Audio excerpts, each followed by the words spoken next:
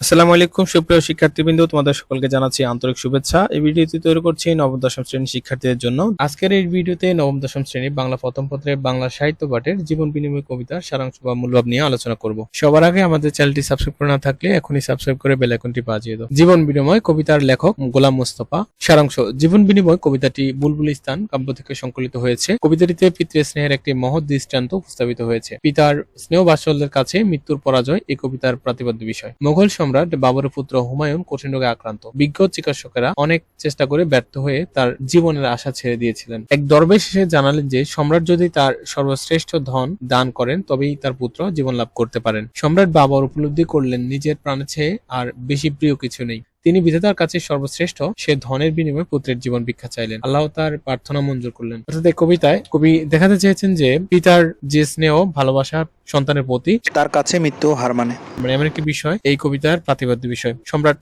বাবর তার পুত্র হুমায়ুনের কঠিন রোগ অবস্থায় ফরিয়াদ করেন যে যাতে তার জীবনের বিনিময় হলেও তার সন্তানের জীবন দান করে। এক্ষেত্রে আল্লাহ তাআলা তার প্রার্থনা মঞ্জুর করলেন এবং তার সন্তানকে সুস্থ করে দিলেন। তো এই ছিল এই কবিতার সারাংশ বা মূল ভাব। সম্পূর্ণ ভিডিও দেখার জন্য অসংখ্য ধন্যবাদ। আমাদের সাথে থাকুন, আমার চ্যানেলটি সাবস্ক্রাইব করে বেল আইকনটি বাজিয়ে দিবেন। আল্লাহ হাফেজ, দেখা হবে পরবর্তী ভিডিওতে।